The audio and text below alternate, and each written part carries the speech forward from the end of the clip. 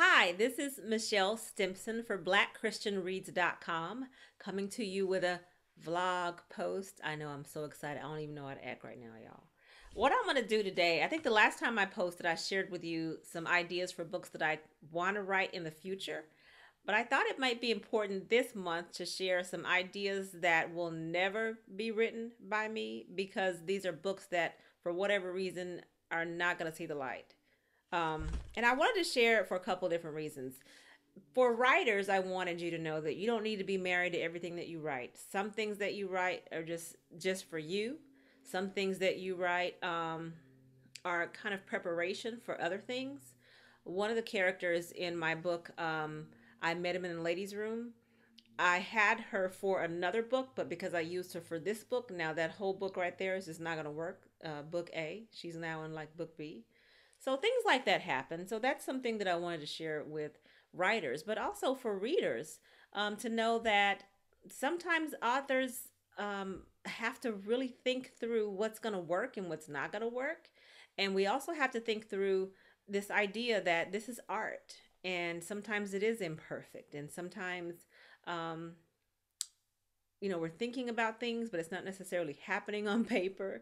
And so sometimes I know I was just talking with a book club today about the difference between the hardcover of Boaz Brown and the paperback of Boaz Brown, and some things that actually got changed between those two.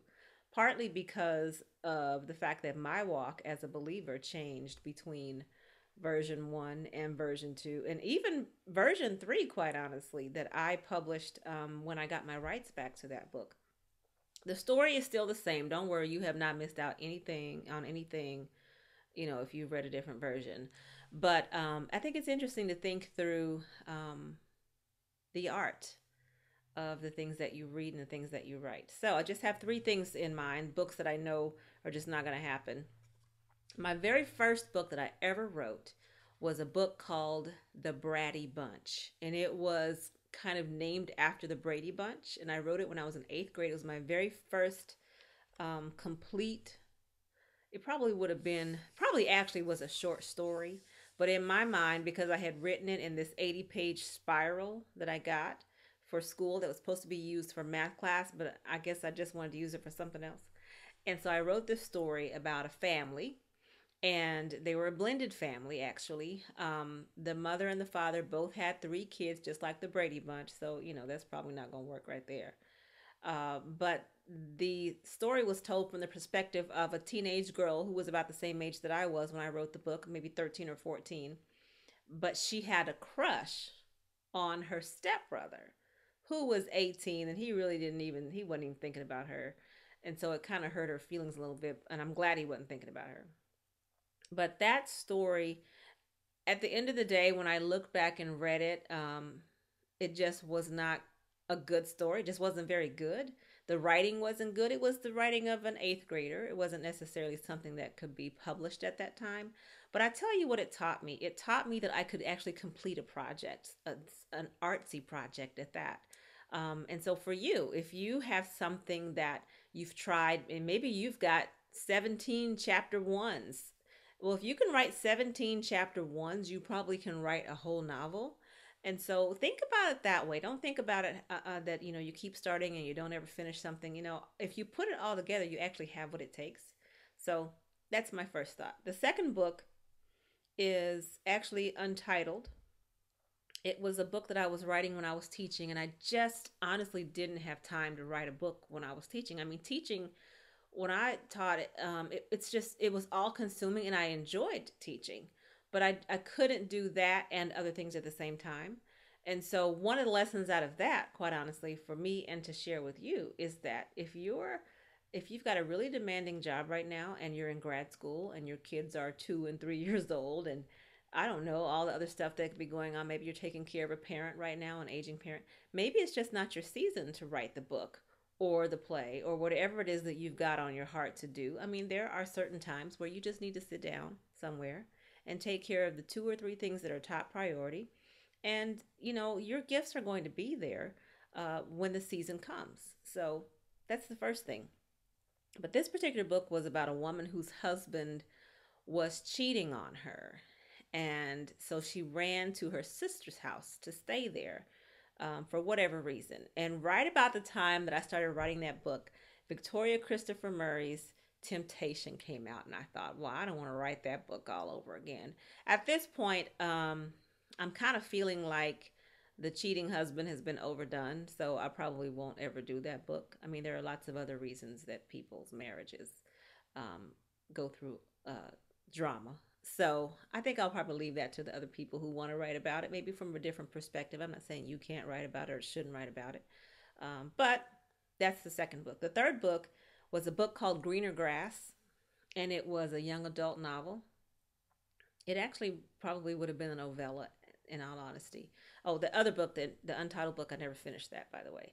But the Greener Grass book, when I wrote it, my daughter was probably, I don't even think I had a daughter. I think I just had a son at the time. And it was just too much. It was overexposing young people, and I don't know why I thought that was okay, but I just did at the time. But as time went on, and I got to a point where I was ready to actually start publishing things, I read it again, and by this point, my son is older, and now I have a daughter. And as a mom, my perspective changed, and I thought, this is not going to work. I don't want to put this out. I mean, even though, granted, kids come in contact with a lot of things that I'm just like, wow, we wrote that for children, or we made that shirt for little girls. Y'all ever seen that? Well, let me just tell you right now. My daughter was always a little bit older. Well, not older, I shouldn't say that. She was taller. She wasn't necessarily wider, but always taller.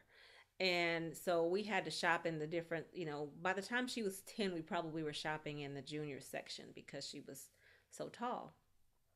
And I was just shocked at what we were making for 13 and 14-year-old girls to wear. So, in that same spirit of being a mom, I just couldn't write the book that I knew I wouldn't want my daughter to read when she got to be that age. Now, I did go on to write a young adult novel.